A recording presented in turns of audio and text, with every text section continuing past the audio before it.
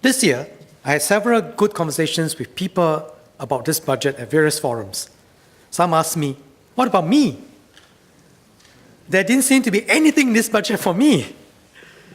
Now, even there's nothing new for you this year, you and the family have certainly benefited from every one of our budgets. As I said, we must not look at the budget in isolation. One budget builds on another. So let me outline how this budget benefits different groups. Our young people have benefited from stronger support in education, housing, and parenthood. They also benefit from the opportunities that the vibrant economy brings, as I explained earlier.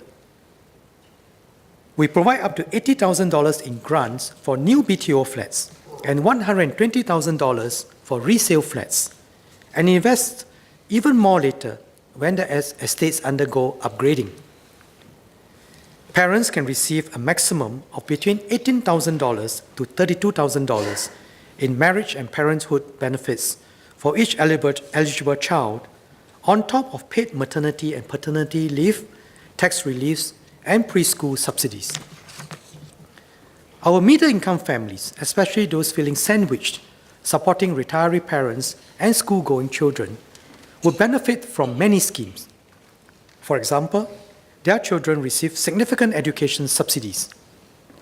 Without these subsidies, families would have to pay more than 60 times the current fees for their children in school. Without these subsidies, families would have to pay more than 60 times the current fees for their children in school. University fees would also be 4 times what Singaporean students currently pay. And this is for a world-class education. The Pioneer and Merdeka generation packages ease healthcare costs for their parents, and in so doing, help with their families' overall expenses. And this year, many will receive a number of top-ups, such as their children's EduSave or post-secondary education accounts, and their parents' CPF. And all who pay income tax will receive a rebate. Some middle-income and upper-income families also commented that the tax rebates of $200 is insignificant and of not much benefit to them. But we must not forget that overall, income taxes are kept low so that they can keep a large part of what they earn. This year, as Mr. Ong Teng Koon mentioned, one of the key things that help with keeping expenses manageable. As Mr. Sarah Chan put it, we must not see the budget as simply a bag of benefits that serve some people in one year or the other. It is our strategic financial plan for the future. And because we take a long-term approach, we cannot see each year's budget in isolation. Our budget builds on the foundation of earlier budgets. We have a multi-year plan which tackles our priorities as systematically as we can. We plan ahead by setting out the strategy for mitigating and adapting the impacts of climate change. We look at the needs of different groups of people as needs evolve and grow. And we invest in growing our economy and in our people so that we have resources to do more for our people and their children and our children later. So I'm glad that many MPs have asked the questions, what is in it for us, Singapore, for Singapore? What is in it for us, for Singapore? Rather than what is in it for me. Budget 2019 and our previous budgets are to build a better Singapore for all of us.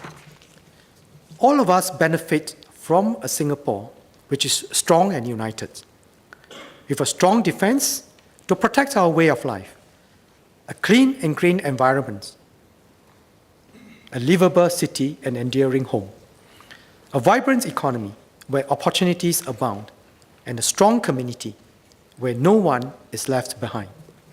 As Professor Yaacob Ibrahim, Mr. Darrell David, and Ms. Cheng Li Hui have mentioned, our bicentennial is an opportune time for us to reflect on how we have come so far, on what we have built together, and what more we can do as individuals and in our organizations to strengthen our society.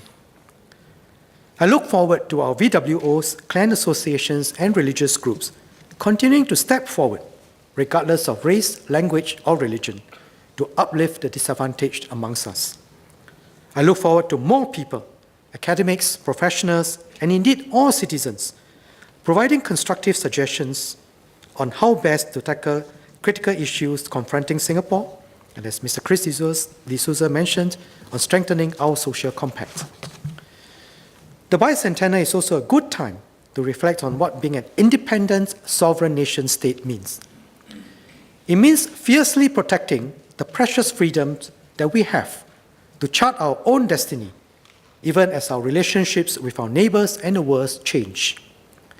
It means appreciating that we have our own unique way of solving our problems, the Singapore way, and indeed not to be pressured to conform to theories which sound fashionable but do not work for us. It means committing to give our best, building on what past generations have done.